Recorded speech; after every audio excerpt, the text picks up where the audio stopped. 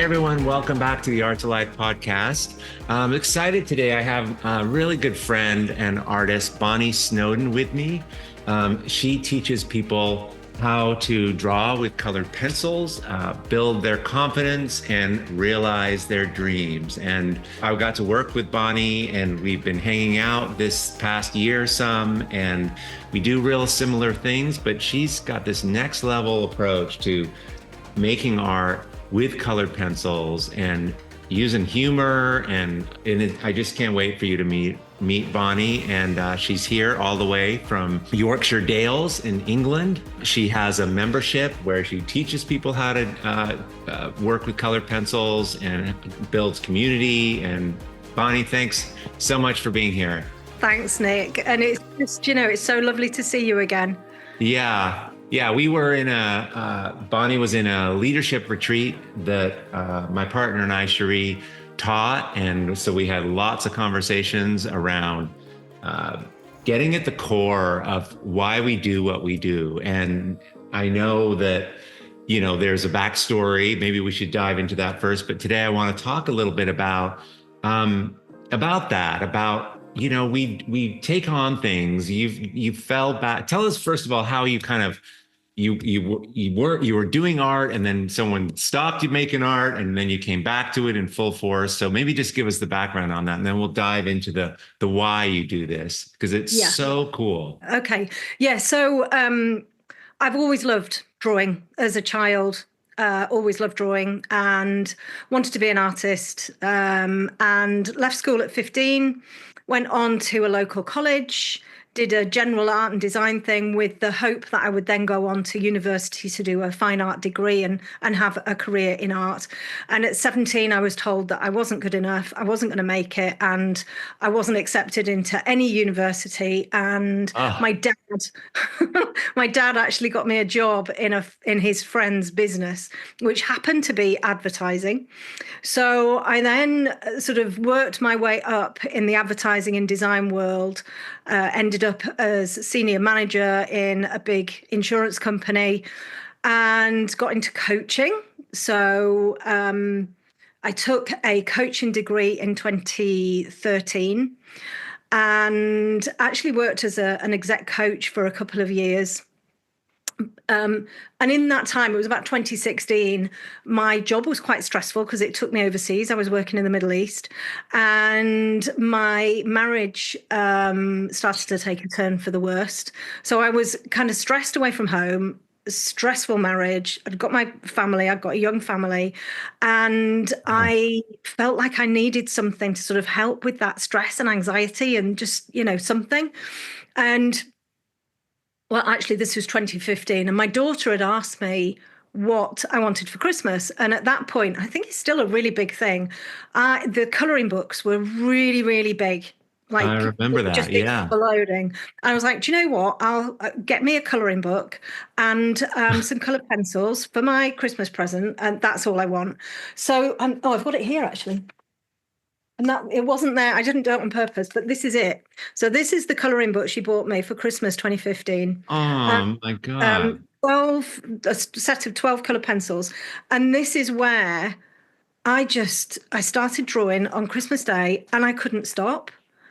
And it just that sort of doodling and colouring, and suddenly my mind was completely empty, and I didn't have all of the sadness and the stress and all of that. So for a couple of months, I just coloured.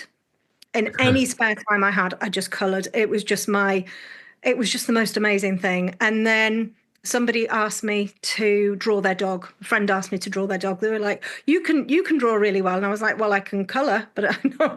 Anyway, so I did her dog, put it on Facebook. And then I had loads of people saying, can you draw my dog? Can you draw my horse? Can you draw? So throughout 2016, I was drawing people's animals. And my sister actually said to me around October, I think you should go full time.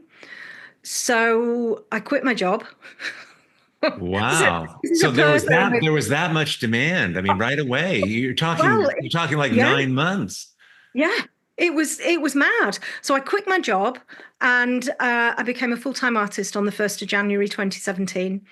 My Uh, God, that was yeah, so yeah, quick. I know. And then my husband left me 6 months later. So I was left on my own with a family and a business. And I was like, well, I can either quit and go back to work or I can make this work. So I made it work. And I think just with my natural, the way that I do things and I share, people started to ask me to help them. So whenever I was posting on social media, I was always giving advice or always going, oh, this is how Yeah, I did this. And yeah, oh, this is really exciting. yeah. So consequently, 2019, I started teaching. And then that took off massively. And then that was on Patreon. And then I created my own platform and my own membership in 2021. Wow, That's wow. that's what I do. I still try and draw every day. I still create commissions for people. But the biggest thing that I do is teach people to draw with color pencil. People who think they can't draw. Yeah. People who've been told they can't draw, people who have probably wanted to draw and just believed that they couldn't. And this is what I do. I help people start to believe in themselves again. So, and it can make a massive difference to people's Oh, lives. totally. One of the things that I hear a lot, because a lot of people in my world are, coaching them, helping them make art, and it's using paint. And they tend to often paint abstractly, which is cool, but they believe that they can't draw, is what they say. And I know that this is just Yeah. a learned thing. And so I'm curious, if you started in coloring books, I'm picturing a coloring book is just a design with a bunch of lines and you're just filling in color. It's Yeah. therapeutic and fun, but to draw a Doberman, with lighting. I mean, what was the steps what are the steps you use to coach people to learn depth, shading, perspective, all of that? Yeah. Okay. So when I first started, it was how the majority of people first start. You start because at first you can't see color and you can't see values. Right. It's our brains filter out so much information. We're given so much information when we look at something, and you have to filter bits of it out. So at first you can't see it. So I was drawing animals that, I was like, oh, this is great. There was no structure, there were no values, there was no Huh. depth, there was no nothing. Yeah. And it was only when somebody pointed out, oh, maybe you should do some bone structure or, a bit of veinage or something like that on a horse's face. And I was like, oh, right, okay. And the more I looked, the more I saw. And this is what I try to pass on to people. I try to pass on what they're going to be feeling, what they initially won't see. And it's the same for the majority of people. You're going to look at something and you're going to go, well, that's brown. That's a brown dog with a bit of black on it. The more you look and the more you do, the more you are going to see, because the more you train your eyes and the more you train your brain not to filter out certain things. So then what happens is you go through this stage. It's a little bit like the competence, the four stages of competency, where Yes, yes, yes, you're unconsciously incompetent when you start. yes, yes. And you know that you're going to do this thing and you're really excited because you don't know what you don't know. And then you get into it and then you become very conscious about your incompetence. Incompetence, yes. Yeah. And that's where a lot of people stop Yeah. The because like, gap is just too big. Yeah. oh, I can't do this. But if you keep going, then you get to that consciously competent bit where you are competent, but you have to kind of think about it. And then, of course, you get to the unconscious competence where you just kind of create and you don't even have to think. And that's Yeah. what I teach people, that you go through these stages. So it's a process. So where you get people who are like, you're teaching maybe life drawing, all of that kind of stuff. I'm teaching people who really believe they can't draw.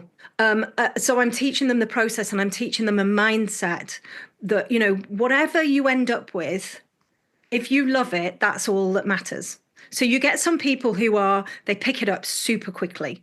And within months, they're creating the most incredible pieces. And you get people who it takes years. Hmm. Yeah. and maybe their pieces aren't quite as developed as somebody else's, but it doesn't matter. And this is the whole message that I want to put out to people. It's just the creating. I can teach you all of the processes. I can teach you how you're going to feel, what you're going to be looking at, how things are going to happen. But everybody's going to do it at different stages. So I guess I'm not sure whether I answered the question properly, but going back to your question, how do I teach them? I I teach them by getting them to jump right in. So one of the and this I'm laughing because there's a lot of tears when people work on this particular piece of mine. But in my foundations course, I have this brilliant tutorial, and it's a patch of curly fur. And the amount of people who have cried when they've been drawing, honestly, I sound like a horrible person, but it's brilliant because it teaches people right from the offset the process of how colored pencil works. And it's about layering. It's Hmm. about, and when you layer, you can't, it doesn't look real. If you imagine like a little stick of wood with a tiny pointy bit on the end, and you're trying to draw something that's furry, Yeah. Yeah. your Yeah. first layer is not going to be, it's not going to look like a piece of fur. It's going to look dreadful. And Yeah. if you know it's going to look dreadful and you've got to put a load more layers on, you're going to keep going. And this is something that I am really passionate about, is allowing people to feel all of the things that they're going to feel when they're drawing. Because if they get to understand the path of how they're feeling, they're going to keep doing it Yeah. because They they know that expect it's that going to it's get going to better. go through rough Yeah, patches. Yeah. yeah, Yeah. That's yeah, just garden variety normal. Right. yeah. Exactly, exactly.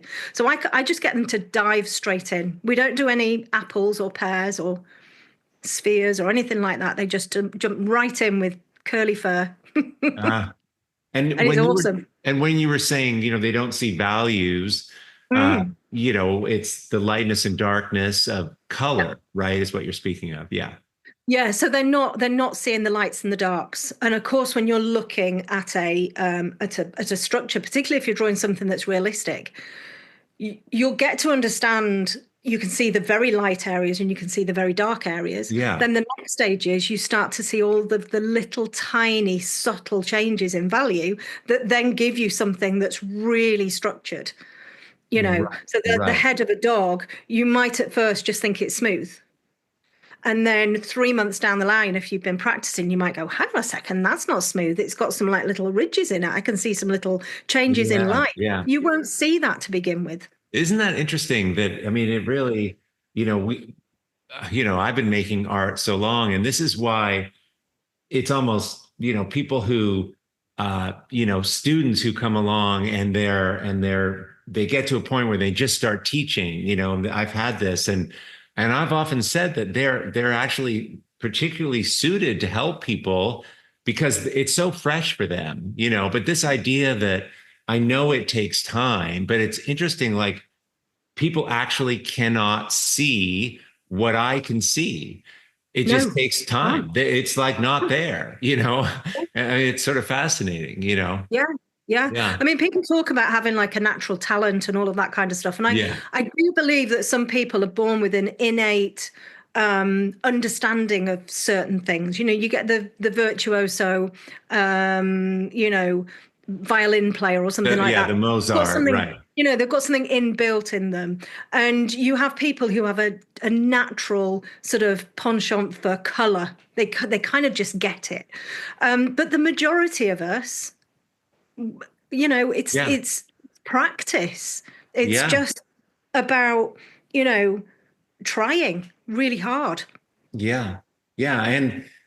And this practice and kind of coming at it, what I love is if you work on something and then you come back to it the next day, it's often just so different, and then you're completely different, almost a different person. You've slept, you see it more objectively, and then you start in again, and then you leave it, and it's that visitation absence thing that that's art, and that is such a cool thing to talk about more than this result they're trying to get or not getting, you know. Yeah. Um, Yeah. And you see, for me, of course, it's lovely to get the end result. It's lovely. And that's the piece that you end up selling and all of that kind of thing. But for me, it's not about the end result. This is yeah. about this is about the process of making something. And you'll find with what I do, so realism, I'm not hyper-realism, I'm not photorealism. It still looks like a drawing. You know, if you Hmm. look close, it still looks like a drawing. But you'll get a lot of people who who maybe comment or something on social media, you know, why don't you just take a photograph? What is the point? Oh, yeah. And I totally get it. I totally understand why somebody would say that. Because if you've got something at the end that looks exactly like the photograph, what is the point? Well, the point is, it's not about the end result. It's about how the process makes me feel. Yeah. How it makes me feel is amazing, full of joy. My head doesn't have all of the crap that's going on for everyday life. It doesn't remember the argument I've just had with somebody, or, you know, Yeah. someone just tried to run me off the road, or, you know, doesn't have any of that. What it has is just this pure, well, it's flow, isn't it? You get into the And awareness and yeah, awareness, and yeah, you're just being present. yeah.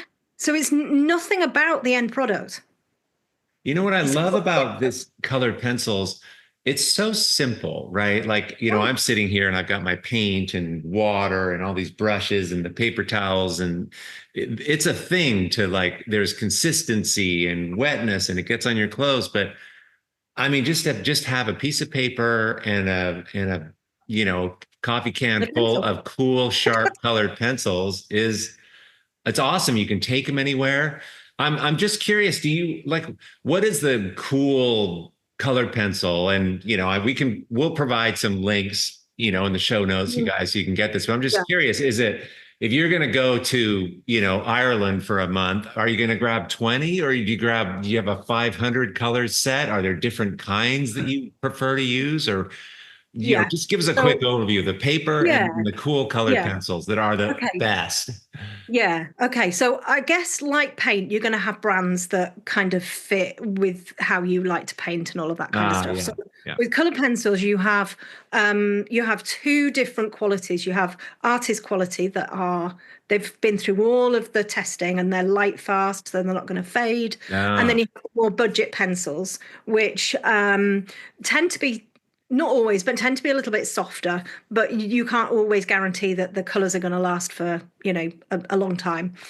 So I guess my workhorse pencil, the one that I use the majority of the time, is my Faber-Castell Polychromos.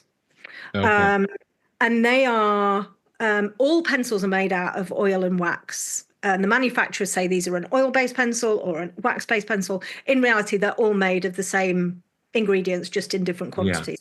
So the polychromos are hard. So they keep a point. They're dry. So they don't, when you're working on a surface, the pigment kind of sits on top of the surface, but it doesn't stick to it, if you see what I mean. So it's Ah. really easy to lift off. So I use a lot of subtraction in my drawing. Oh, So I like really? to, yeah, I use a Huh. lot of subtraction. So I use like a kneadable eraser, you know, like Okay. a and with something like the polychromos that harden dry, you can just lift it off really easily. So I love them. I also love the Caran d'Ache luminance. So Hmm. the Caran d'Ache luminance are people call them the Rolls Royce of color pencils. They're a beautifully made pencil, incredible colors. They're all really light fast. They're very expensive. The packaging is absolutely gorgeous.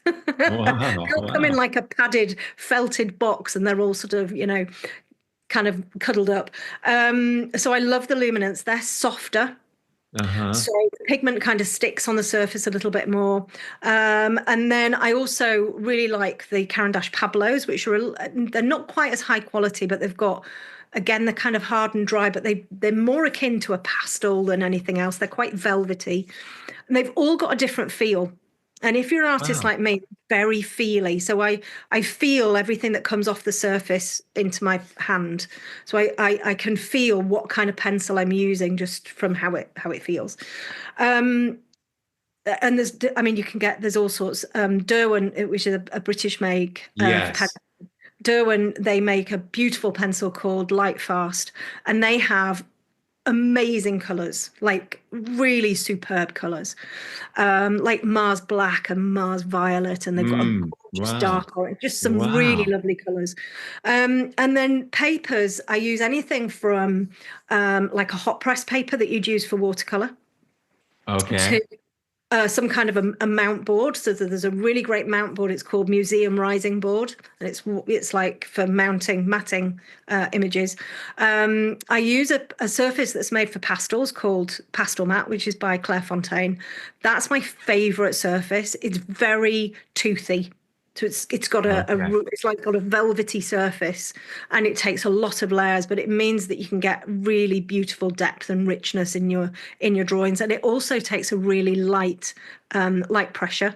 So I like to use light pressure rather than hard pressure because it hurts my joints and everything. So that's a lovely surface. And then the other surface I use is drafting film. Oh, Like, no kidding. Wow. yeah. And that's amazing for colored pencil.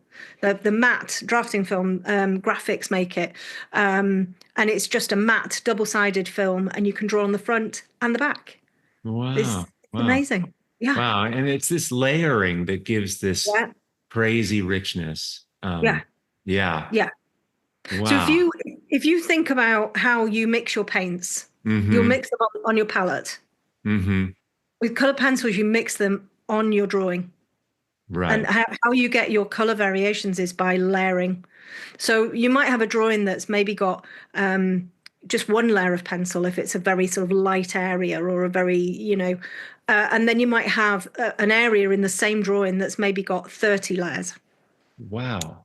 Depends on, Yeah. how complicated the subject is that you're drawing. Yeah. And acrylic, in the way I teach it is there's a lot of layering that because the acrylic dries, then you come back over with more paint and more paint. And it's this, it's the layering of the paint or the oil wax pencil that the light goes through it and comes back through. And it's like a stained glass window. It becomes like this Yeah, luminous uh, color, which is more like it's more like an object, really, than a yeah, flat wall or whatever, yeah, That's yeah, so cool. And, I love how you, um, in your description of kind of what you do, how you're working with people that you're changing their belief about themselves, about what's possible. I mean, this is my world as well. It's metaphorical, but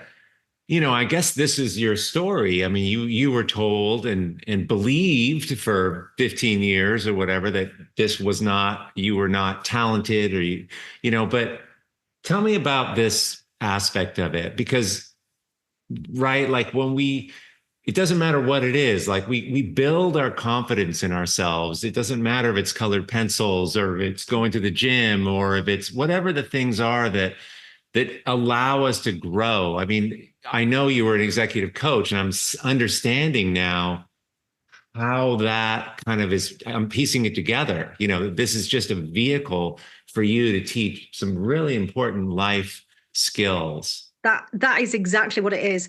It's not actually about the pencils at all. Yeah, But it's the that's same so with your cool. teaching, Nick. It's the same Yeah, with your teaching. It's not about the paint. right.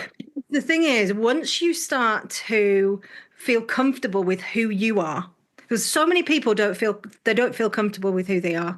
I went through quite a long period of time in my life where I didn't like who I was. I didn't like who I looked. When I looked in the mirror, I didn't like what I was seeing. I thought I was inferior to other people, all that kind of thing. And actually, picking up the colored pencils was the catalyst for me to get out of my head, start to do something for me, start to really actually, do you know what? I'm really loving this. I'm really enjoying this. That then gave me almost a little bit of a push to be able to then get some help in other areas.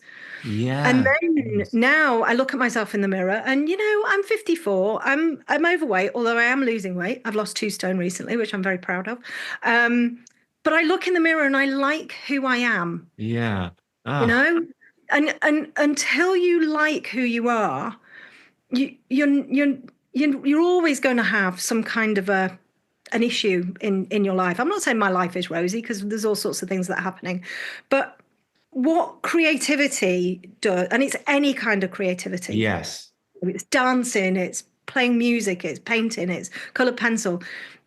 It allows you to get out of your head and it gives you a moment of peace to be able to Yeah. maybe think something slightly different to what you actually believed. Yeah. And Yeah. that's what it's all about. And the thing is, somebody can be the best artist in the world. They can be you can look at their work and go, "Oh my goodness, you're amazing."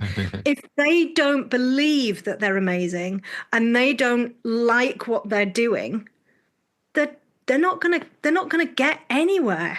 No. They're always gonna be, you know, there's always going to be something wrong with what they're doing, and everybody else can see it's amazing, but they can't. And it's not because of what they're looking at. It's what's in here. Yeah. It's a perilous pursuit when we are making art and we almost are using the outside world to buoy. I mean, I must be OPK because I have this many followers and everyone likes it. And so clearly I'm okay, but the darkest night of the soul, it's not okay. And you're absolutely right. This thing of just there's such humility, but you have to center yourself again. And this Well, is really yeah, what art does. And yeah. we have such issues around I don't want to be self-centered. I got to do everything for everyone else. But when you can drop into this presence with yourself and sort of think, wow, I'm actually feeling pretty good just sort Yeah, of on this spot here right now for half an yeah, hour, 20 yeah. minutes, 30 minutes, it really reframes everything. It's I so know. powerful. Can you imagine going through life doing something that you're enjoying doing, but worrying about what other people are going to think about it, and Ah, worrying that, oh gosh, I can't possibly say that I think I'm any good because what are people going to think about me? I don't give a toss what people think about me now. I honestly, I don't give a toss. Um, I am so happy in my skin. I'm developing, always developing. I know what I do is good. I'm it's not perfect. It will never be perfect. mhm. Perfection doesn't exist. I'm not a perfectionist. I'm a make do person. Yeah, yeah, But the whole thing is that I found something that I love to do and I love to pass on the knowledge, and I can with absolute certainty let people know that they can live their lives in a different way if they choose to. There's yeah, always a choice, always a yeah, choice. yeah. You know, early on, I was teaching and helping people. I'm similar to you. I was so shocked that that I was able to do this that I just couldn't contain myself. And it's like, listen, if I can do this, you can, because I have the same limiting beliefs. But once I got this going and I saw the results of it, and I started helping people, I just noticed that their lives started to improve. Mine certainly did. And that's when the whole Art2Life thing, that's why it was called Art2Life. And there's just something about it, that about creativity, about making, and it's got to be making. It doesn't come, I don't think, and this is my question for you. What is it about, do you think, about making that has the transformative power in it? Because maybe you can get this way through meditation, but there's something about making something that you kind of care about, but not to the point where you're a wreck, but just there's a evenness to it, and you're enjoying the process of it. It's like the most powerful agent of change. What's going on here? I know, and it really is so powerful. For me, I think it's that I don't know. You probably have heard that old adage, um, "Quiet mind, busy hands," or "Busy hands, quiet mind." Oh, You know, okay. if you're doing something that requires a little bit of thought, because you do have to have a little bit of thought. Your concentration is going into the doing. So you don't have any other capacity to be able to do anything else. So you've got no capacity to be revisiting that conversation you had in the shop earlier on today where somebody, said something and you were like, oh, I wish I'd said this to them, or I wish I'd said that to them, or the conversation you'd had with your mother, and she'd Yeah. been said something. You don't have capacity to be able to have and hold that Yeah. because you've got just enough going on in your brain to get your hands moving and what you're doing that all disappears. And that for me is almost like so my sister likened it to almost being on um antidepressants. So Oh, bear with interesting. me. Bear Yeah. with me. Yeah. Okay. So I've never been on antidepressants, so I don't know. But she said as soon as you start taking them, they kick in. They kind of they kind of have almost like a bit of a numbing effect. So whilst they obviously that's not great long term, but it sort of stops you from feeling all of the feels. Yeah. Yeah. Whereas creativity, it stops you from doing all of that overthinking but without the side effects of drugs. Yeah. Yeah. It's No, it such a reminds me of, thing. I used to do a lot of long distance running, and one of the Yes. hacks was, I mean, really, like miles and miles and hours and hours. And if you took a couple Advils in the States, I don't know if you have that brand in England, but it's sort of like aspirin, but it's a anti-inflammatory, and it would literally, I would take it while running, and because I was starting to get really achy, and it would take all the aches and pains, and it literally felt like it was just moved to the side.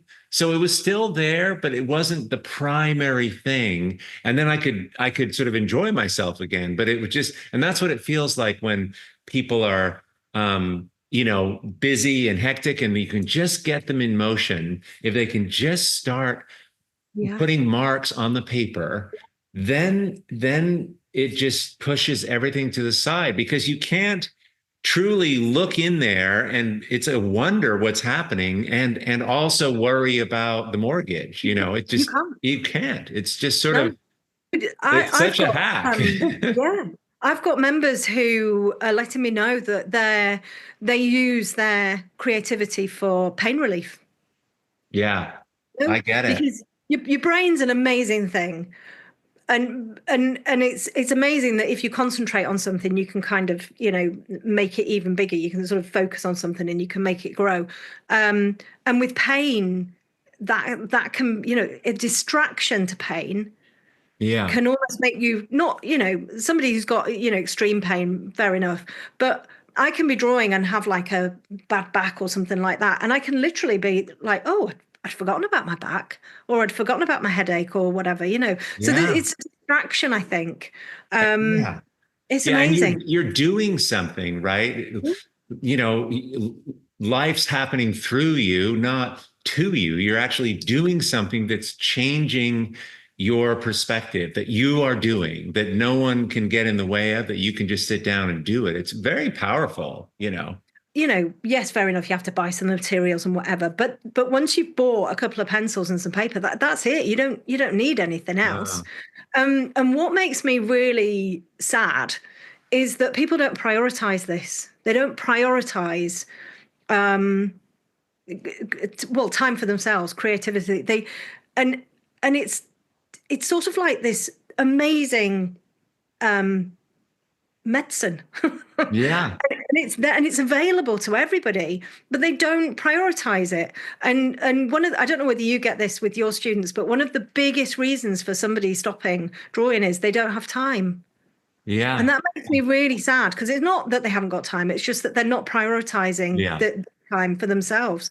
And I know what it's like to be busy. You know Yeah. what it's like to be busy. Yeah. When I first started drawing, I was married, three children. I had a job with a 2 hour commute. I even had horses at that point as well. I was super busy.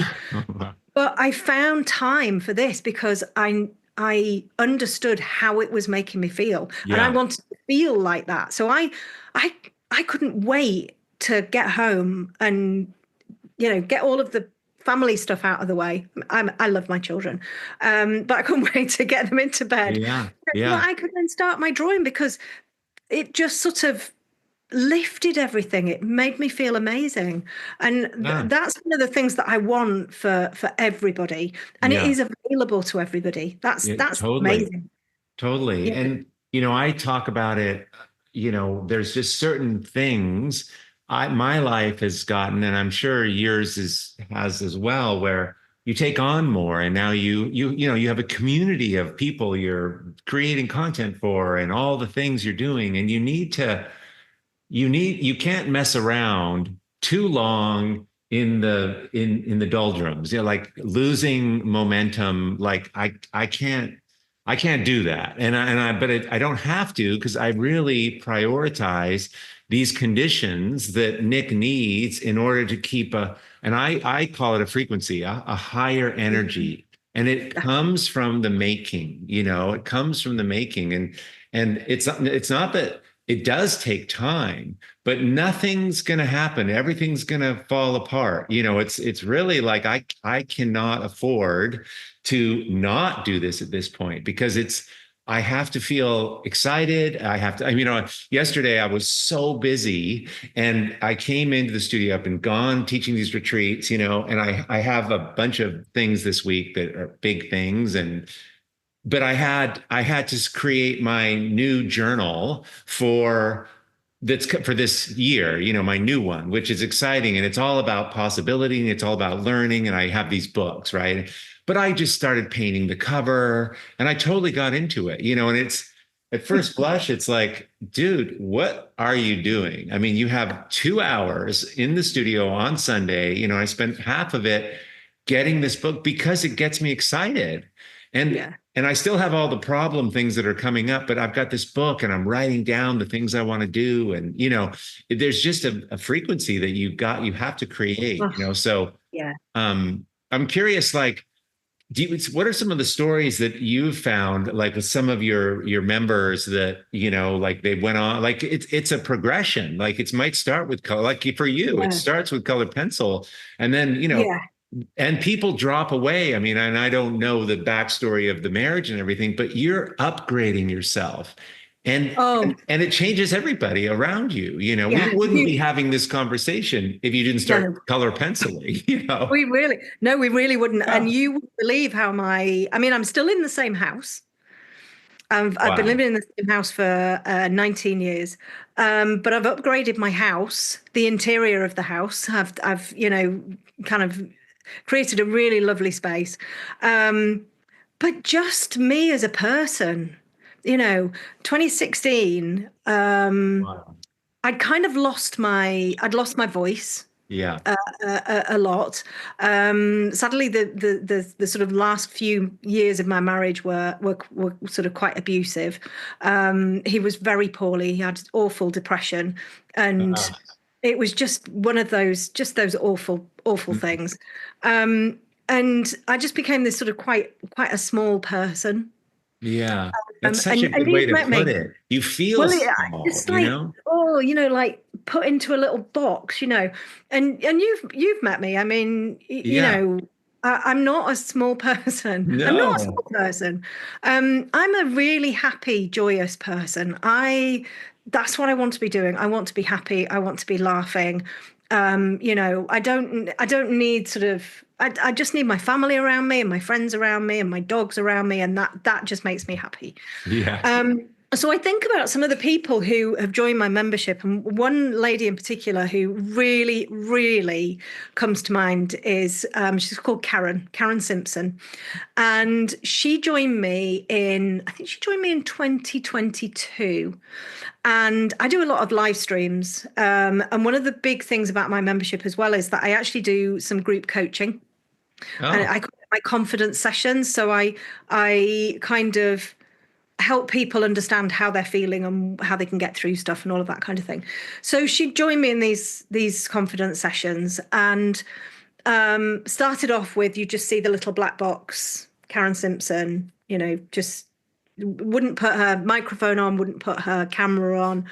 And then as the months kind of, went on, all of a sudden we've got, maybe she might put something in the chat, so uh, she might chat something.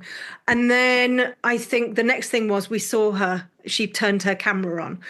And what's gorgeous about Karen is that all of her, she loves turquoise. So all of her everything is turquoise. She's got turquoise binders behind her, turquoise. And it was just this gorgeous little box of turquoise. And then all of a sudden, she started to take her microphone off and actually contribute to these sessions. oh, This wow. was over sort of like probably a period of about a year. And then we're starting to find out that Karen's building a business. She's starting to sell her art. Oh my God. She's taken all of her art to a gallery. She's starting to do some art fairs. And then I kind of had an email conversation with her, and I said, look, I'm doing a live stream, and I'd love to get some people on to kind of talk about their journey. Oh, I'd love to. So she sat, I think we had about 2,500 people on this live stream, and she sat and talked to me about her journey from somebody who could not even switch on her camera or even in the Uh, chat. She was so scared, didn't have any confidence at all, to somebody who could sit and talk beautifully on a live stream in front of 2,500 people, take her artwork to a gallery and show it, to the gallery. yeah, I yeah, yeah, mean, that is what it's yeah. all about. And that What a just, transformation. yeah. And that just came from her being creative, her enjoying what she was doing, her starting to believe in herself. And then as soon as she started to believe in herself, then her confidence started to grow. And then she was like, do you know, I could do anything. She's Yeah, amazing. She's yeah, amazing. yeah. Your journey, and I'm curious, where you started, right? I get that. And you're unfolding here as well. And I'm curious about, you look at the work, it's amazing. You're inspiring all these people. And I know that you're going to be doing more things. What's exciting for you? What are you chasing? What do you want to bring into your life now? You're such an inspiration to people, right? But again, and I am always thinking this because I don't want to just keep doing the same thing, but I want to do something that is people can relate to and are inspired by. Like what's next for you? So I had a little bit of a what did I have? Like a light bulb moment, I think we call it, when we were in Yeah, Portugal. And yeah. we were all around the table, and then I suddenly this thought flitted through my head, and we got around to my turn, and they were like, "And how are you feeling this morning, Bonnie?" And I said, "I was always told that I was shy, and Oh, I that love the I'm an story. Yeah. introvert." And then I think there was, there was somebody next to me spat their drink out. They were like, "You're not shy," and I was like, "I know. Why was I always told I was shy?" So for me, I absolutely, and I told everybody that I'm an introvert, and I'm not. One of the things that I've realized I really love doing is speaking and teaching, very much live. So not I teach live on Zoom, but actually teaching live to people in the room, in person events. Yeah. And my big the big dream for me is more live events. Ah, Um, Maybe like a summit type live event where I get other artists to come in and do demos and teaching and all of that kind of stuff, but all based around colored pencil. Actually get into my community and speak to them and take their questions and help them and put other people in front of them who can be really, really helpful for them. So people who I've met, not necessarily artists, but people who I've met that have really changed my life. I want to be Yeah. able to share those contacts. So I do a big live event at the moment. It's called the Great British Art Party. We did one a couple of weeks ago. I want to make that even bigger. I want to make it over like a 2 or 3 day sort of time period. Bring other artists in. I'd really love to take that to the States because Wow. I think, I mean, half of my audience is in the States. Oh, You know, wow. oh, Okay. I honestly, I love all of my American and my Canadian and my Australian Oh, and yeah, right, right. but it's just amazing to me that I've, spent the majority of my life just being in England, and then all of a sudden I'm here in my 50s, and the majority of people I'm speaking to on a day-to-day basis are American. I Yeah, absolutely love it. I just love it. yeah, yeah. Um, so I want to do more of that. I want to do more of the lives. I'm teaching on 2 cruises next year. Oh, Now, fun. currently, I'm quite excited about that. Whilst I'm actually on the cruise, I'm not sure. I don't know whether I'm going to get seasick or what. I don't know. I'm hoping not. But my thinking is, I'd love to do more of that kind of thing. I'd like to do big events. Yeah, I don't want to organize them. I have no interest in organizing them whatsoever. So I get other people to organize them. But, you know, just meeting people and, people that you've seen on Zoom or you've seen their drawings and yeah, then you see them in yeah. person. And it's just like, this is amazing. That's what I want to be doing more of, these, live events where I can get lots of people together, and give them really amazing value. That's what I'd like to do. Yeah, I couldn't agree more. I mean, a lot of online things, talking on Zoom, but I just got back from 2 months of doing these in-person retreats and getting to meet actually the people that I've known for a long time and work with them in person. It is so fun and really sustains me the rest of the year. I mean, I think it's pretty incredible how connected we can feel online, but it's really nice to sort of support that with one-on-one real interaction. It's so cool. Wow, It that's really exciting. That is so great. That's just so great. I love your passion. It's just it's really, really you know, I know one of your core values. I was looking at your website because you list your values up there. It was kindness. And I was thinking about it the other day and how you've got to there's a kindness for yourself. And when you give that to yourself, and then you've got extra for others, and there's such kindness. There's such a generosity here, to help people. It's just the best. yeah. Yeah. Yeah. And yeah, absolutely. I think and I think that's it, isn't it? It's not just kindness to other people, it's being kind to yourself It because a lot starts of there. people Yeah. are not kind to themselves. Yeah. If you can't be kind to yourself, and normally it becomes that sort of, you're pulling yourself down and you're not believing in yourself and you don't believe you're this Yeah. fantastic person. I Yeah. mean, everybody is fantastic. And one of the Right. things that I say a lot,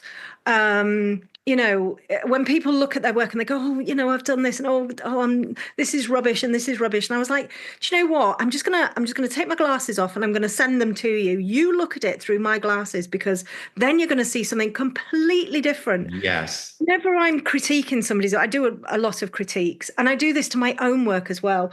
So I'm never derogatory about my own work, ever. Yes. So I Right. don't Right. sit there. I'm not big-headed and go, well, that's amazing. Look how brilliant that is. I don't ever do that. But what I do is I go, do you know what? I'm really happy with that. I love how I've done that.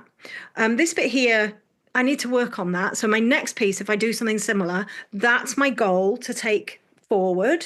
So I always come at something with a plan and I go away with the what I need to work on.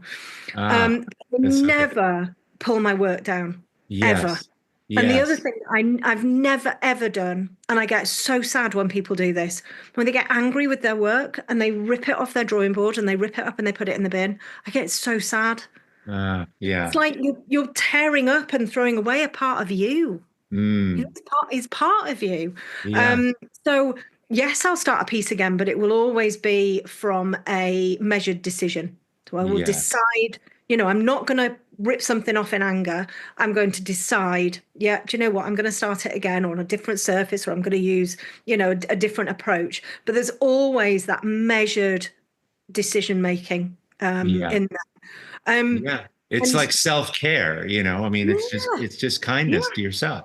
Yeah.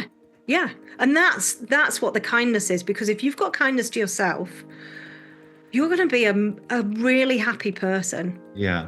And then everybody wants to be around you because everybody wants to be around happy people. Yes. Yes. Bonnie, You know. listen, thank you so much for Oh coming God, on my pleasure. today. So good. I wanna just give a shout out. I know that we'll have listeners that, will want to work with you, and you have a membership that, there's a wait list for it, but it's opening in January. Do you want to just give a quick, we'll have links to this in the show notes, you guys, but I think it's called the Bonnie Snowden Academy. Is that oh no, it's called the Yeah, so Night. that's That's right. yeah, That's right. so the Bonnie Snowden account, that's kind of my umbrella company, but the That's right. membership is Ignite, yeah. Okay. So Ignite opens early January.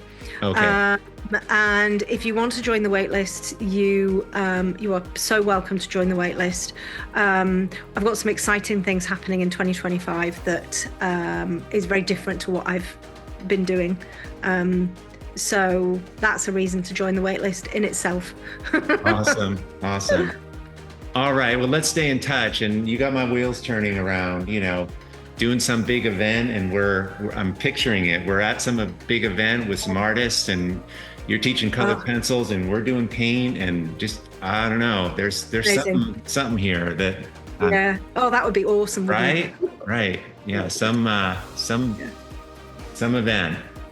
Yeah. All right. Well, listen, thanks again. And let's talk to you soon. And everyone, thanks for being here. And I'll see you next week on the Art2Life podcast. And don't forget, you all are a work of art. And I think Bonnie confirms that as well. All right, you guys. See you really soon. Thank you.